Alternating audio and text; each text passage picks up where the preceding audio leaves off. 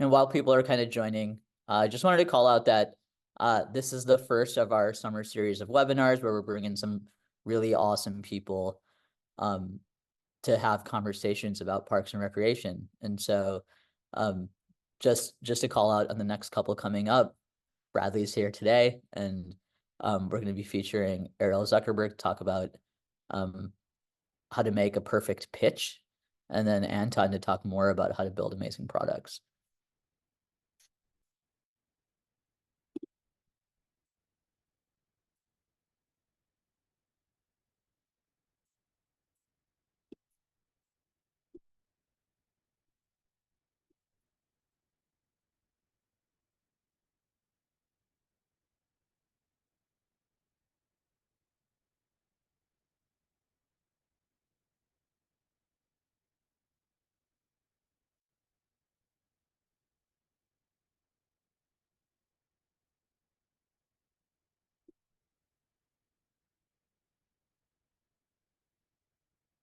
We'll give folks just one more minute.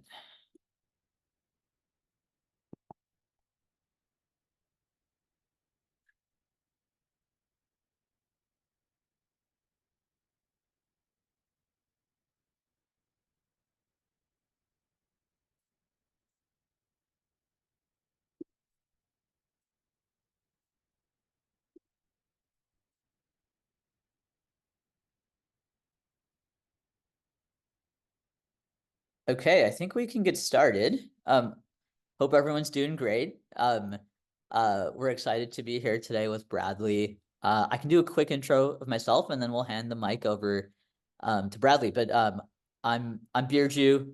I'm one of the two co-founders of Rec Technologies, who super excited to be hosting this webinar today.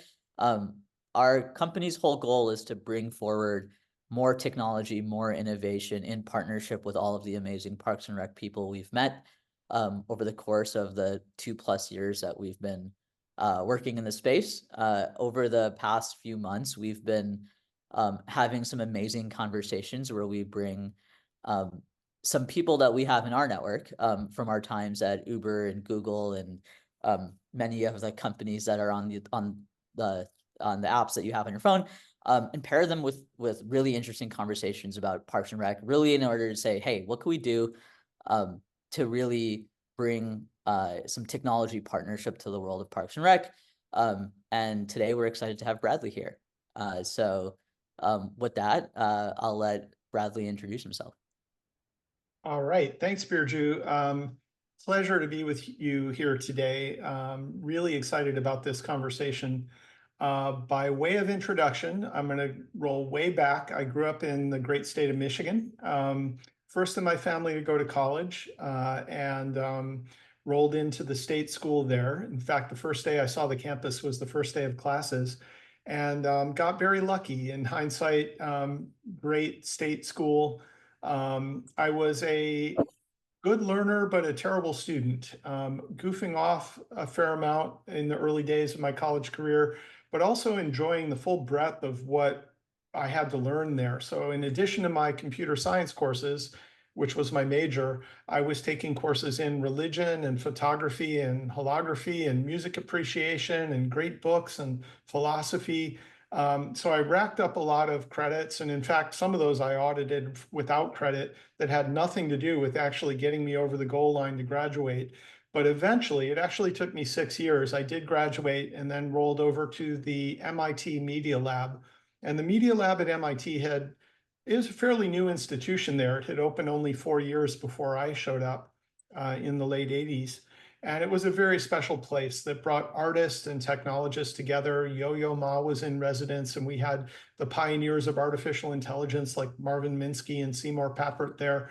I was a kid in a candy store. They had the best toys and the smartest people, and it was just an amazing experience. I did 2 years there to get a master's, started the PhD program, and got 2 years in when I sort of caught the entrepreneurial bug and dropped out of school, drove across the country to California, and did a Web 1.0 startup. I don't know if anyone else on the call is old enough to have been around in those days, but these were the early days of the whole startup journey when you couldn't just launch YouTube or tune into a webinar and benefit from the wisdom of others. We were sort of groping around, figuring it out as we went along. And so the startup was called Virage. It was really around AI and computer vision, way too early for the market. But we did get some great investment from a couple of venture firms, Trinity Ventures and Sutter Hill Ventures, and we found our way. And within a few years, we had a product that people wanted, and we eventually took the company public on NASDAQ and sold it to another public company in 2003, and then started my career in big tech. I did 4 years at Yahoo. It was an amazing time at Yahoo. I really treasure those moments. And again, don't know if anyone was old enough to remember the days when Yahoo was relevant, but it was a great company to be at in those early days of the internet. And felt like I was really empowered there to do some crazy and wonderful things. And one of those things was acquire a small Canadian photo sharing company called Flickr. And Flickr was sort of the dawn of what we called the Web 2.0 movement, websites that were personalized and social and eventually mobile. And it was a great moment in history. The most important thing that happened at Yahoo was I met my future wife to be. She was running the design department, and she was heavily recruited by Google and went over to Google first. And then I followed her to Google. And I spent 16 years at Google. Google was already pretty successful and big by the time I got there, but it was small enough that I got to work closely with Larry, Sergey, and Eric Schmidt, the CEO at the time, and just learned some wonderful lessons, many of them about building products at scale, many of them about ambition. At Yahoo, people were happy if your product grew 15% a quarter. That would just make Larry yawn. I mean, he was looking for disruptive orders of magnitude scale products that really change things. And so to win credits at Google, you had to really think in a much bolder and more ambitious way than my previous experience at Yahoo. But loved it very much. Went on, as I said, to spend 16 years there, and had become sort of a hobbyist investor during that time. Many of the people that work for me were leaving and going to start companies. And my wife actually left Google and went to a venture capital company called Khosla Ventures. And as friends of mine would leave and start companies, they would invite me to write a small check to sort of get a front row seat for their journey. And the first one I did was a very lucky one. A fellow that I was close to and had worked for me at Yahoo was building a video game. And I don't know much about video games, but I knew a lot about him. And he was one of the smartest people I had ever met. Unfortunately, the video game didn't work out, and it took quite a long time for that to play out. It took about 5 years. He decided in year 5 to just call it quits, retire the video game, and pivot the company, laid off about half the staff. And to build the video game, they had been using and had built an internal communication tool so that people could collaborate across remote sites. He rebranded that tool as Slack, and it became the fastest enterprise software in history and sold to Salesforce for $29 billion. So I was accidentally the first investor in Slack because I had invested in the video game that led to Slack. And my investment thesis was Stuart was brilliant and could do no wrong. I didn't see a business plan. He didn't have a business plan, but I learned a lot. And I subsequently started investing more and in all of my friends who sort of left to do things. And that accounted for my first 40 investments. And then I ran out of friends. And that first cohort is just amazing. I had 6 IPOs and many acquisitions of consequence come out of that. But then I had to start sourcing deals more traditionally. And so my wife and I, having worked for decades in the industry, we did find deals and deals found us. And we've since invested in 170 different companies together. Additionally, and relevant to Rec, one of the things I did a little more than a year ago was found a venture firm called Wisdom Ventures with some longtime friends. And Wisdom Ventures was specifically set up to invest in things we felt were good for people. It's sort of a tech for good play, but not in a way that is limiting or sort of a constraint, but in a way that we think can really propel the industry forward. And so we've invested in 30 amazing companies through Wisdom Ventures. They include AI companies like OpenAI and Anthropic. We're one of very few investors who are both in both of those important AI platforms. But it also includes REC. And that was an interesting one to think about in terms of our thesis, tech that's good for people. As we thought about getting people off of screens and into nature and together with each other, it was one that was very aligned with our thesis and one we're super proud of. And so that sort of brings you current. I live in Palo Alto, California. I have two adultish daughters who are sort of breaking out of the nest. We're sort of semi-empty nest. One is at UC Berkeley. The other just moved to start her first job in New York City. And we have two little dogs that will probably factor back into the story, two little poodle mixes that we got over the lockdown, and they're a big part of our lives. But yeah, we're sort of happy in a new phase of life now, the empty nest and investing phase for us. Yeah. I mean, Bradley, amazing journey. I think you've indirectly touched many of our lives, but I think the thing that I luckily got to meet you on is your journey with Wisdom Ventures and taking all of this tech experience and applying it to things that are um great for people and really can push society forward. Um, I would love if you could double click a bit into, because this is a conversation about Parks and Recreation, Yeah. the thinking you had when you heard that we were working with Parks and Recreation and why that was so powerful from your perspective. Yeah, I guess this notion that screens have to mediate our relationships to me is very sad. And in fact, I mentioned I'm a dog owner. I once had an opportunity to get a pitch, and I was sort of rolling from meeting to meeting, so I hadn't done much homework. And I landed in with an entrepreneur on the other end of a Zoom, and he was there petting his dog. And I immediately said, "Oh, what kind of dog you had?" He said, "That's what I'm here to talk to you about." And it was actually a robot. The dog, at a glance, looked so realistic. And he went on to sort of tell me the tale. He had built this robot dog for people that can't handle dogs. And it actually is a pretty large group of people who either can't afford them or they're cognitively disabled or their life circumstances don't really allow dog ownership, but they still want some of the neurological benefits of sort of having a dog and petting a dog and all of that. And that meeting has frankly haunted me. On the one hand, I feel like that is wonderful. And there really is, it really gave me some perspective that dog ownership is a tremendous privilege. It's not something everyone can or should do, frankly. And I feel very, very lucky to have those cute little beings in my orbit all day long. Um, but it was also sad. It made me sort of feel like this was such a sort of sad substitute for what the bond between a living animal is. And so this sort of notion of like, does tech get in the way? Does tech empower? Does tech enable?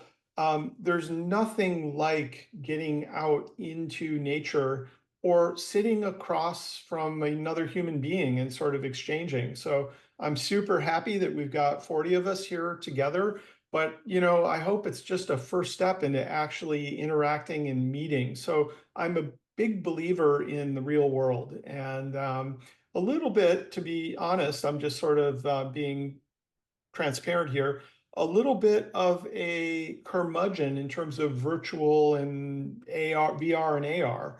I don't want to strap an iPad to my face. I'd much rather get out into nature and go on a hike with somebody. And I think that that is something restorative. I think it's important. I think it becomes even more important if we're spending, 6, 8, 10 hours a day in front of a screen. It becomes even more important that we get back to people and get back to nature and get back to our bodies and the wholeness of ourselves.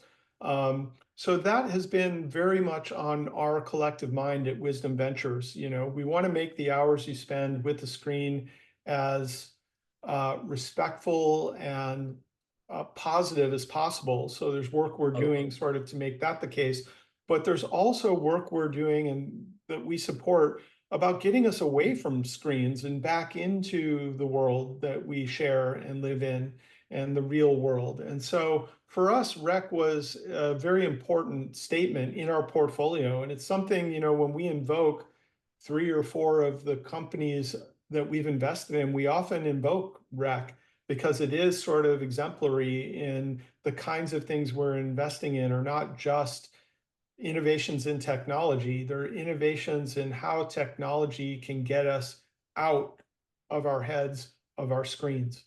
Yeah, that's really cool. And like, well, what's really awesome is like, there's almost 40 people on this call today. They're typically hands on the wheel, really focused on getting people out, getting people active. And I think what we'd love to do here is take some of your experiences and apply them to the world of parks and recreation. And so I think Mike said it in the call, like if you guys have questions for Bradley, like as this conversation goes, put them in there. I'm paying attention to them. I wanted to start the conversation here where um many of the folks on this call are running parks and recreation departments with the mission of getting every person in their community out and active. The NRPA, which is the National Parks and Rec Association, along with people like the sports industry institutes, have been tracking participation really closely. And participation is up every year, year over year, year over year, year over year. I think we're up something like 40% in activity since COVID. And generationally, like you're saying it, younger people are definitely saying like we just want to be out and active.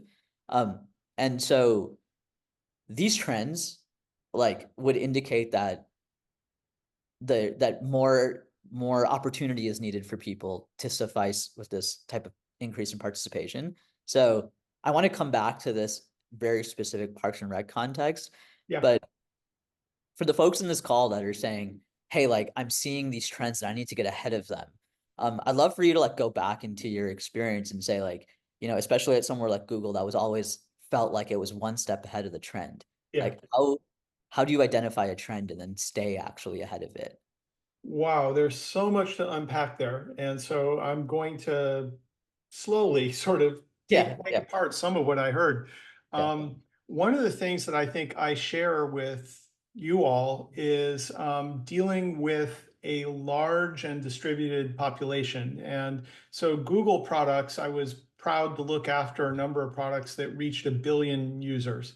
And to reach 1 billion people, you have to be, we don't have 1 billion people in this country. It means you have to be, by definition, global. It means you have to be internationalized and relevant in languages. Usually at Google, we focused on sort of 80 of the top languages, but immediately you would start to get pushback about more languages are needed.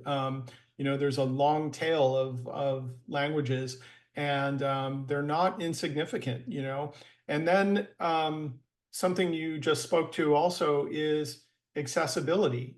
We had to think about screen readers for the visually impaired and things like that. And it turns out that a lot of the work we thought we were doing as a community service ended up paying dividends, like the work in speech synthesis and speech recognition, which at some point was sort of for the impaired who couldn't type, ends up being the primary way people are communicating with their phones, with chatbots, et cetera. So oftentimes, these things that you think are for a segment of your population have spillover effects and sort of, really impact the product direction.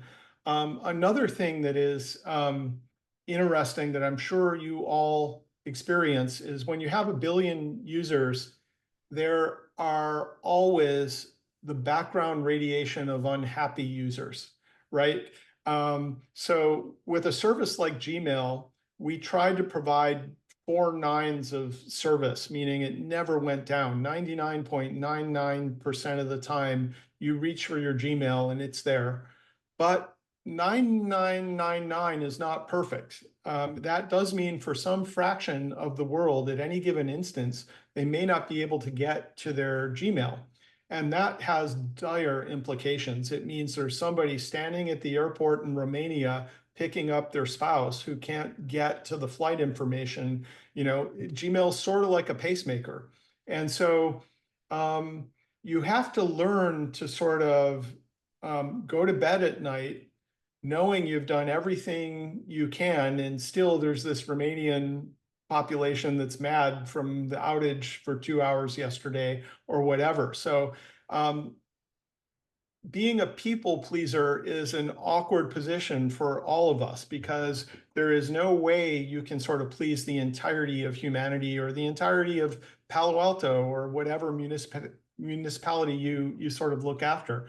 And so sort of trying to figure out, how do I optimize? How do I create with the resources I have, whether that's physical resources like parks or facilities or compute resources, how do I optimize, like please the largest number of people, serve the largest number of people in a way that is inclusive? And how do I take the feedback? Often the loudest voices are a vocal minority that don't actually represent the contented people who are sort of not, complaining. How do I sort of take that feedback in stride? And so that's part of what comes to mind when you talk about trends. I'll continue riffing on this. And another thing we did at Google, and I think we were pretty good at, was sort of being an armchair futurist and sort of saying, what trends are in play and what is the logical conclusion if they continue to play out? So as an example, with things like Gmail, we saw the price of storage dropping.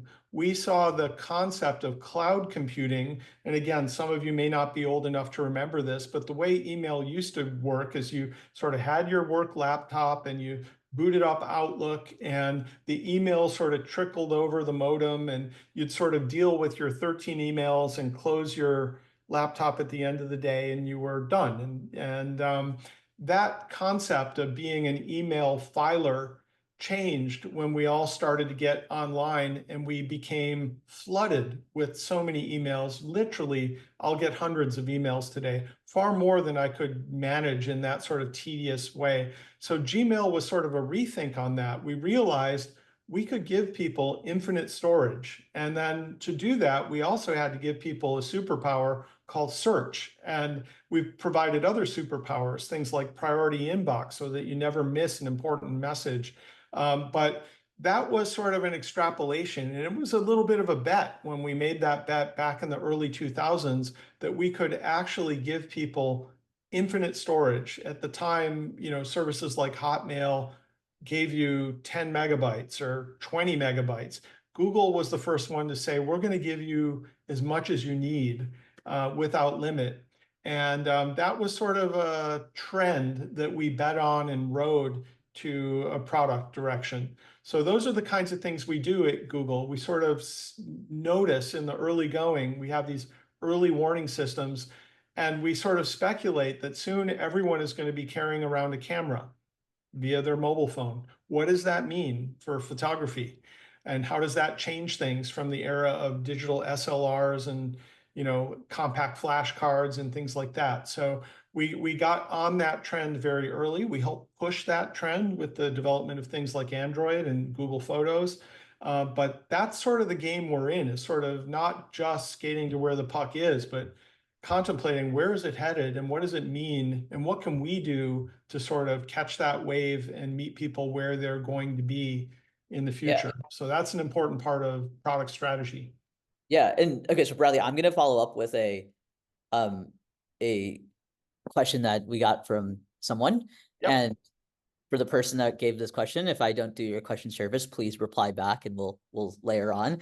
But I think there's this often a bit of tension at a Parks and Rec department where there is, hey, we can have our staff do things that are quote unquote disruptive or innovative or interesting and different and changing, but we can also be a service that is just like focused on getting people back to nature. And there's this whole access to parks part of the responsibility. But you probably have a team that has limited resources that has to Yeah. kind of juggle both of these things. I think this often happens at a tech company where you're like, hey, are we innovative or are we servicing our core customer? Yeah. How do you think about that type of challenge and when to like deploy your team on what? And then in Parks and Rec world, how could Yeah. that play out? Well, I will say, I mentioned our daughter just moved to Brooklyn, and she was actually in Pittsburgh before Brooklyn, but she is struggling for the first time in her 22-year-old life with struggles to get to nature. You know, she actually took a train, a subway and a train out the Hudson River and managed to get out to nature for the first time in a month. And it was so profound and restorative for her. You know, you sort of, we are all blessed with different resources. There's, you know, lots she has in Brooklyn that she wouldn't have here, and there's lots we have that she doesn't have. Um, you've sort of the answer to your question, the way we've done it at Google, is to sort of have a portfolio approach, especially with legacy products. I mean, when you have a billion users on Gmail, you can't be too capricious with your innovations. We can't sort of move the send button to the other side of the page. We would have 100 million people who were confused and, you know, hurt.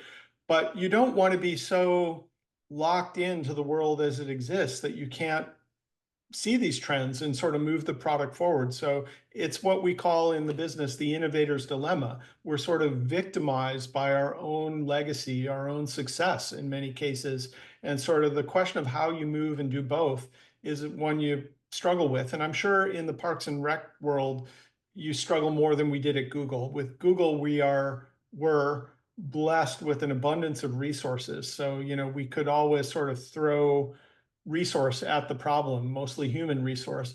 But what we did at Google was sort of um, create a portfolio approach where it was some people's job to look after the status quo, and you know they wore pagers and kept things running, and it was the role of a small tiger team to sort of explore what is on the frontier, what happens when email is irrelevant, what is the next thing after email. And we needed a small team of people working on that. And part of the philosophy at Google also was something we called 20% time. And 20% time meant that even if you were a pager and were tasked with sort of keeping the trains running on time, human beings, especially creative ones, need some way to uh, express their creativity. And so we gave every employee the right, and we called it 20% of the time. It was really 120%. So, you know, we sort of like generally at work, you had to do your job, but then in your own discretionary time, you were able to work on some wacky idea with other peers and sort of explore the frontiers of where the technology was going. So to the degree possible, you sort of have a exploratory portfolio approach where I don't know if it's 80-20 or maybe in the Parks and Rec world, it's 95-5, but you've got to give people some sunshine and oxygen to sort of keep their creative juices flowing and not just beat them down with the grind of, you know, keeping things running. And so if there's any way you can do that in the context of their job, we find it pays dividends. They sort of return to their normal work invigorated and excited and feeling like they're contributing to driving the future forward. So it's hard to do as a manager who's sort of trying to balance an under-resourced org, but in the long run, we found it attracts the right kind of talent, keeps them invigorated, and pays dividends. Interesting. Okay, I've got a couple questions here that are hoping for you to be a little bit of the armchair futurist that you described at Google. Um, so maybe I'll do this first one that came in. Um, in suburban areas where there might not be as much green space, but generally across the country, like how do you see technology creating a bridge to lead people to nature? I'll tell you another thing I saw, which I have really conflicted feelings about. I saw a company that's making super high resolution virtual windows. And their first market were for people in Tokyo's that are living literally in a cube that has no nature, not even a view. I mean, not even fresh air. But what they're able to do is put a virtual window, and they actually frame the thing such that it looks like a window. And then they can put the beach out there. So you wake up and they time it also. It's not just a static picture. Sunrise comes up at sunrise for your location, and it sort of gives you the illusion that you're sort of accessing this. And like I said, I have really mixed feelings about this. Like it should be illegal to put people in a box with no fresh air and view, and it happens, in various contexts. Should we fight this? Should we lean into it? I mean, these are really important questions that people struggle with.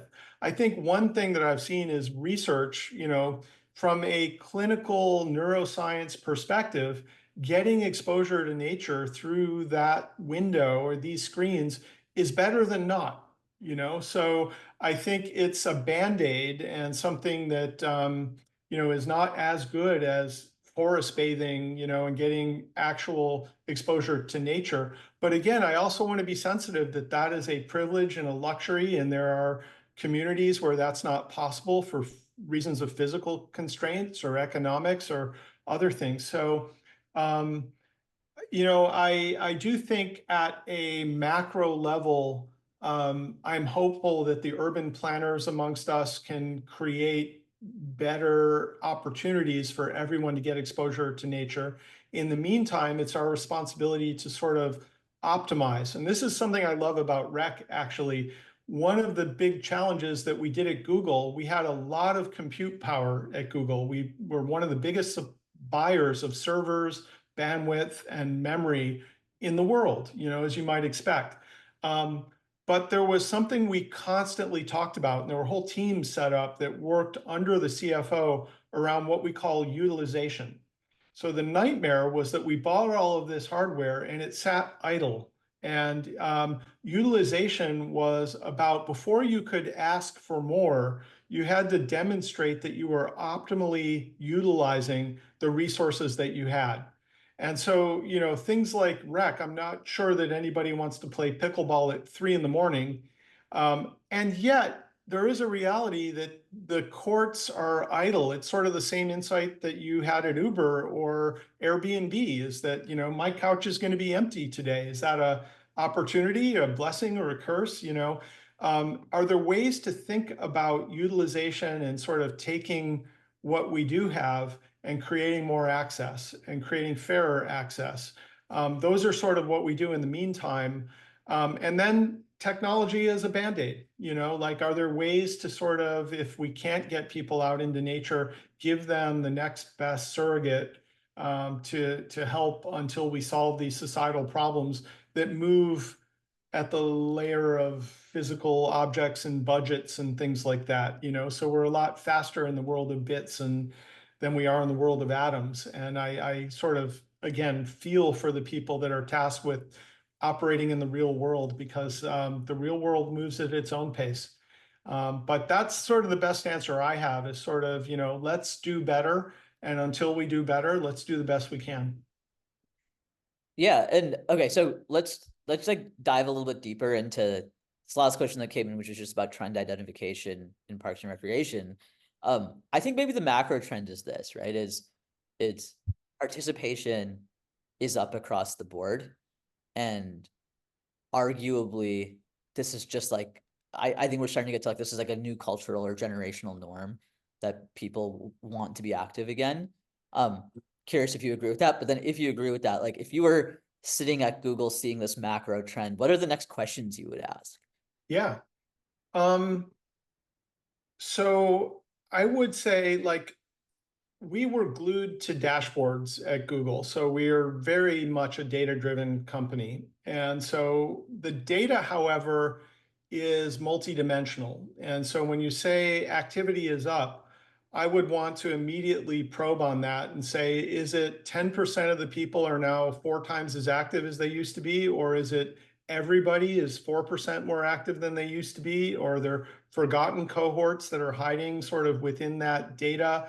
I would look at are people getting enough? Like, what is optimal, if there is such a thing? Sort of, is it 6 hours a week, or what is our goal? Because more is not always better.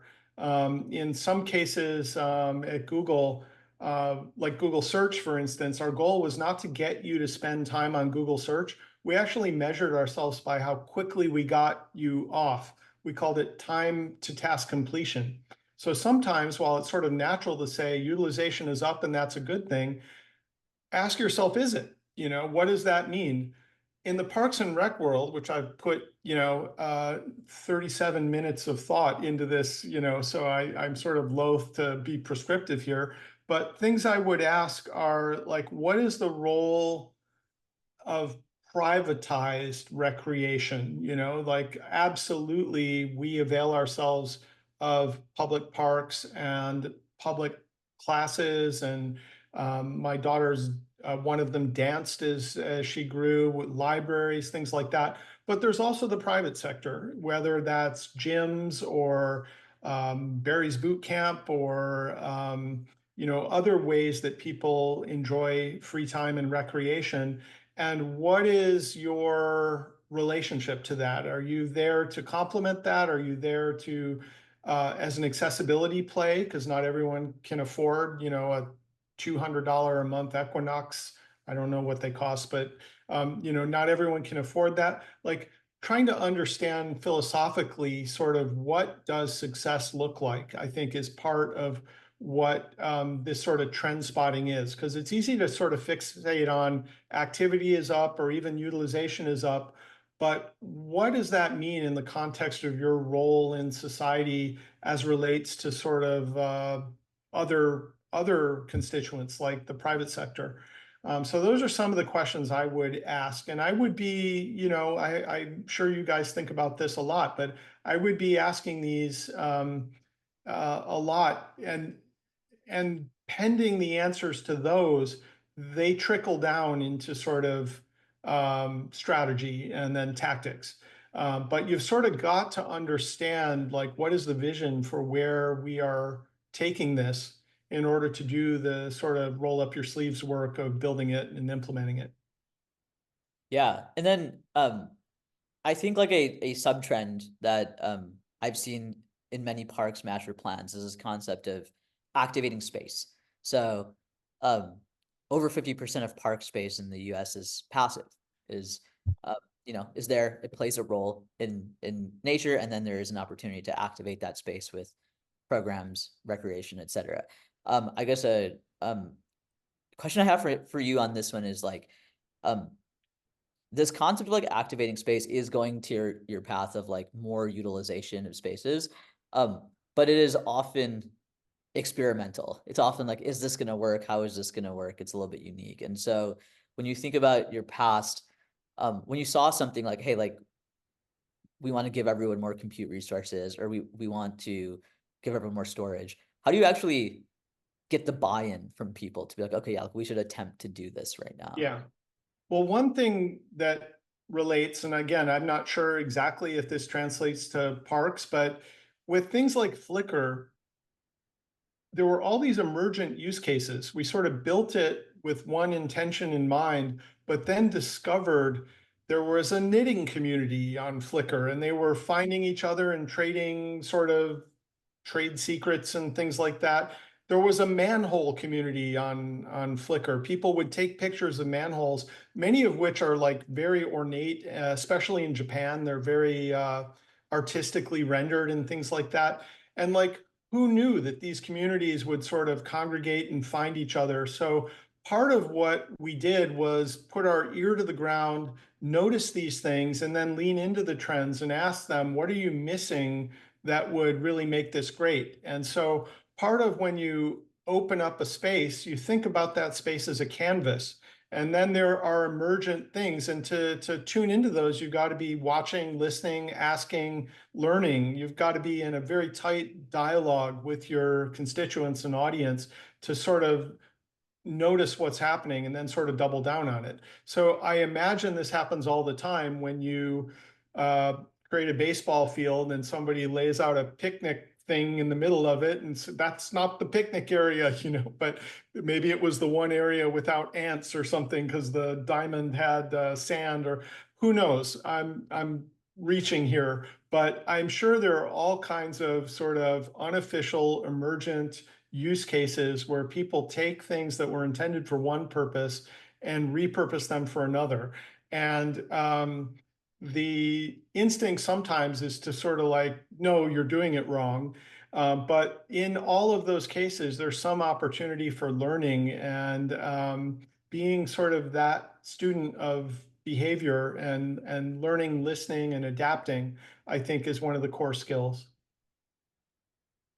Cool. And let's see, where should we take this? We had a few quick hitters here that I've just kind of like Yeah. gathered a few questions about trends and technology from folks in Parks and Rec world. So, question one is, have you seen any interesting technologies in kind of like more physical spaces, green spaces? You know, a lot of the of Parks and Rec staff are curious at like tracking usage of Yeah. things, being out, understanding like, is there hardware that we can use? What's going on there? Oh, well, there's certainly hardware. I mean, one thing you could do, and I'm not saying you should, but your telephone is constantly sending signals to find the closest transponder. And so with people's phones, you can also use Bluetooth, and you can also use opt-in GPS if you actually get them to install an app and grant you the permissions. What I'm saying is you could actively and passively track people as they move through your spaces. And that would be a wealth of information that could inform, there's the old we don't lay the sidewalks until we see where the cow paths are sort of forming, and then we'll put down the sidewalks where people actually walk. So you could do that digitally. I think there are tons of privacy issues associated with that. And the best way to deal with that is to find some willing pioneers that are sort of willing to say, I'm absolutely happy to volunteer my pass through the park to the Park Service so that they can make a better park. I think a lot of people would opt into that. You do have some selection bias, that cohort of people who opt in may or may not be representative of your whole population. So you have to sort of think through that. You could put cameras up and do it passively, but again, there's privacy concerns there. People enjoy. I mean, one of the things you enjoy being in nature is not being watched. Sometimes you go for a walk like that for the isolation. And so please think carefully, much more carefully than I am, about any of these suggestions. But that's one of the things you could do, is sort of track utilization at a very fine grained level and sort of see what's going on a per person in the moment level in terms of how they interact with your facilities. Yeah, another Q&A question, just to like flip back for a second. Um, we talked a lot about like accessibility. Okay, like there are certain populations that we have to build for. Yep. Um, there's also, I think you mentioned this with certain language groups, like the language that's not spoken that much, but in this case, like there's the noisy population. Yeah. And so I think many people on this call would agree that the pickleball community is an example of a small but mightily growing, but potentially Yeah. noisy population. How do you avoid uh building too much for the noisiest populations when you're trying to service broader needs? It's really hard. I mean, um, it takes a ton of discipline. And I think one of the things we reverted back to at Google, and this doesn't necessarily squelch the noise, but is back to data, rather than have the loudest voice in the room be the one that determines the fate of a court, is to the degree you can lean on data. And that might be, we've surveyed the population. It turns out, X% want pickleball and Y% want squash or tennis or whatever. And we're going to make decisions that are driven by this kind of data. that is sort of an irrefutable, democratic, fair way to do this versus just listening to, the loudest voice in the room. Um, that will not shut up the squeaky wheels, like the goal there is not that they walk away and go, oh, that makes sense. Thank you. The goal is that you can stand firm in the knowledge you've done the right thing and sort of bear the insults and, discomfort that they're experiencing in a way that you can sleep at night and really feel like you've done right by all the constituents. But again, this is a core life skill for any leader. You are not going to make everyone happy. And if you are a people pleaser or incapable of sort of tolerating people being angry or, unhappy with your decisions, you're going to be in for a hell of a ride. Fortunately, again, you get used to that pretty fast when you're in any position of leadership across a broad population. So I think what we want to do is sort of be as fair as we know how to be and be as inclusive as we know how to be, and then contextualize, and I certainly had developed life skills in terms of how to deal with um, the loud and frustrated people. And I've found that a little goes a long way. Sometimes giving them the hand or sort of pointing them at the data isn't there. Some of them just need to be listened to, and then things will get better. And other people need a therapist, and that's not going to fix them. And so, and it's not your job as head of Parks and Rec to be their therapist. So you've got to sort of understand where to draw the line for that. Totally. Just a quick clarifier, and I'll maybe ask follow up to this. You mentioned tiger teams. Do you mind just like kind of sharing like what is a tiger team? That is a term of art in the tech world and maybe specific to Google. And it's not an acronym. It doesn't mean anything specific. It means a small cohort of task assigned people who go off and work on something. That could be what we call the code red, that there was a security concern or a privacy breach or something like that that needs isolated, dedicated team to resolve. Or it could be, as I said, somebody who's working on the frontier of technology and they get excused from their day job for some amount of time to go and do that. But it's not necessarily the best term or a specific term. It just means a segregated, dedicated, generally small team tasked with a specific task. Cool. And then on this note of like working on something new and innovative, one of the questions coming in is like, how do you personally stay optimistic when you're dealing with people that might struggle with change, might push back on change? Yeah, I think a lot of it is having those personal friends, oftentimes who are very remotely connected to my job. These are sort of the places where I find human connection and they sort of fill me up when I'm depleted. Um, and honestly, it's nature does that too. Like I think it's easy and normal to get beaten down by the rigors of sort of serving large populations and discontented people and things like that. So the answer is you have to restore yourself. You can't be optimistic when your battery's empty. You need to sort of take care of yourself in all dimensions of that, whether it's socially, personally, emotionally, physically, exercise, sleep, food, all of that, then I can muster some optimism and sort of some will to sort of fight the good fight and sort of carry on. But when my battery's empty, the tiniest little nit becomes a tragedy and, drags me down. So you've just got, as a leader, you've got to sort of make sure you include self-care as part of your program, or else you're doing no one a service. Totally. And I have a personal follow-up on this. So you find yourself optimistic, you're thinking about something new and innovative. How are you painting that vision for the rest of your constituents or your audience on this, whether it's internally at a company or at a Parks and Rec department, especially if that vision is going to take years to develop? Like, how do you Yeah. get drive energy around a vision?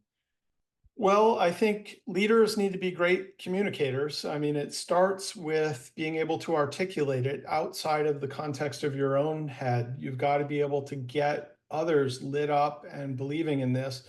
And then at Google and in tech in general, we believe in building things. And so many MBAs, and no offense to those of you who are business school graduates, but many of them are sort of living in the world of PowerPoint and presentations. And engineers amongst us and hackers, we have a much more hands-on, physical, like build it philosophy. And in fact, at the MIT Media Lab where I went, instead of publish or perish, which is the usual sort of rhetoric for academics, we had a phrase called demo or die, which meant we actually have to build it and show people, and then they'll understand. And I've found that's true over the course of my career, that a prototype or a pilot or an example is worth 1,000 words or 1,000 debates. And oftentimes it's quicker to just show them as opposed to convince them.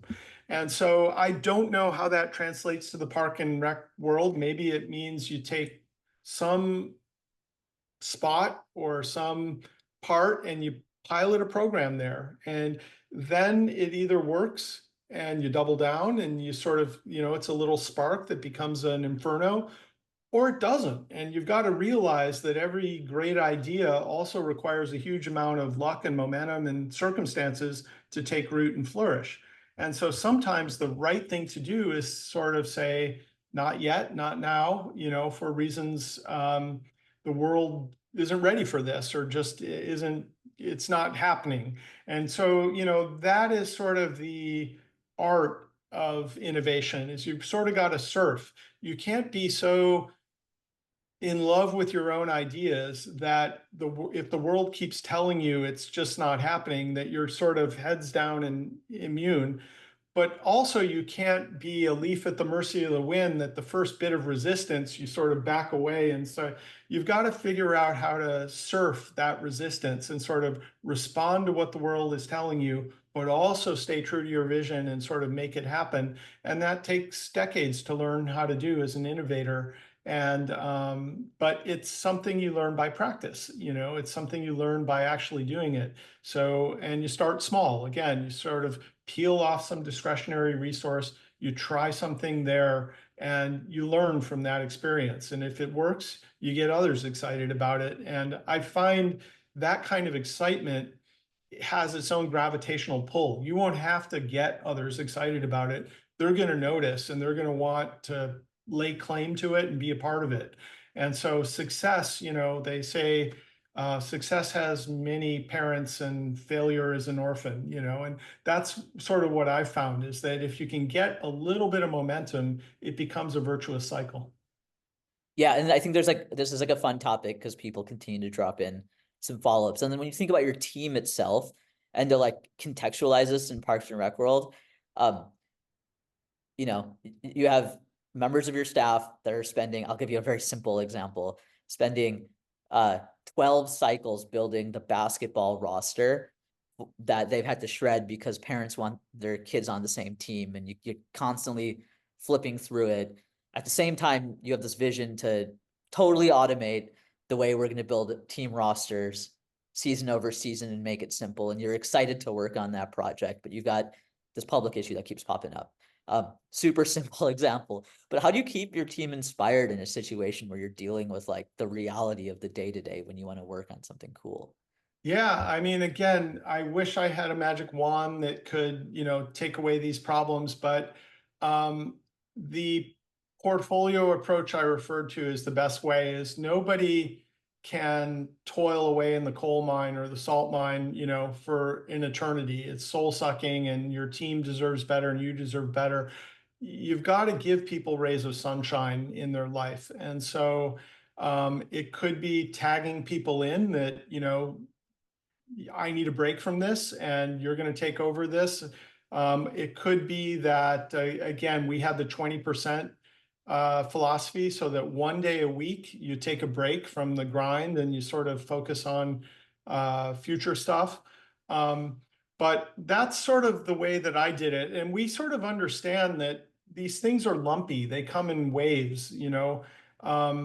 There are times when you're going to burn weekends and pull all-nighters, and we're headed up to a launch, and we really need an extraordinary effort in this sort of crunch time.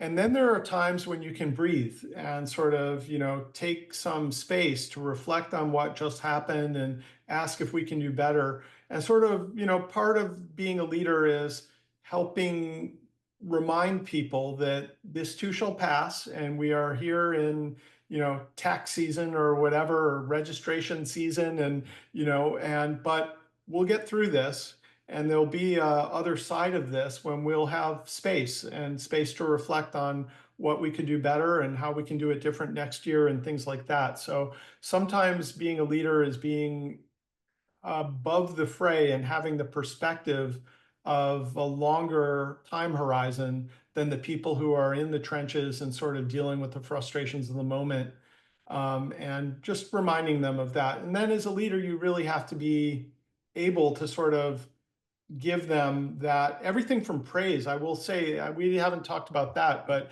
one of the teams at Google that went constantly unheralded and frankly did the toughest work of all was the spam and abuse teams. So we had a giant target on our back at Google for all the bad actors, whether that's people sending you Nigerian prince scam emails, or, you know, people doing denial service attacks on our servers. And we have huge teams that were set up to sort of deal with that. And it was thankless. It's not like if they did their job, no one would ever attack Google again. It was an arms race, and they were constantly waking up to the crisis of the day, sort of like civil servants that are police officers or firemen or whatever. It's not as if crime goes away, it's a perpetual thing. So, one of the things I always did as a leader was to call them out, to debrief the other team so there was better visibility on sort of the heroic efforts that they were making, to literally reward them to the degree there was discretionary opportunity to give them reward, we would do that. So, you know, that's something a leader needs to do too, is sort of call out and celebrate the kind of work that is thankless and sort of, but necessary, and sort of those silent unsung heroes that keep the wheels turning need to be celebrated. And that's part of what leadership is. Cool. And we have 1 minute left, Bradley, and I want to end on the theme of optimism. And so, as a technologist, whether this relates to Parks and Rec or not, what's like the one technology trend that you're most optimistic about impacting the world? Well, I'm sure this will be controversial, and I'm glad we only have 1 minute so that I don't have to rebut the concerns about this, but I'm very bullish on AI. I mentioned we at Wisdom Ventures are investors in both OpenAI and Anthropic. I have personally been working on AI for 30 years, and it's just incredibly exciting to see the innovations that will come out of AI. I think it is also critical that we think about the societal consequences, everything from job destruction to what people call AGI, artificial general intelligence. But as much as I think we need to be concerned about those threats, there is a reason for optimism there. There's a lot that AI will bring in terms of building a better society, particularly in terms of healthcare and even mental health. I think there's huge opportunity to serve people better than we have. And I'm looking forward to that future. Cool. Bradley, I think we're at time. Thank you so much for joining. Cool. Um, and everyone on the call, thank you as well.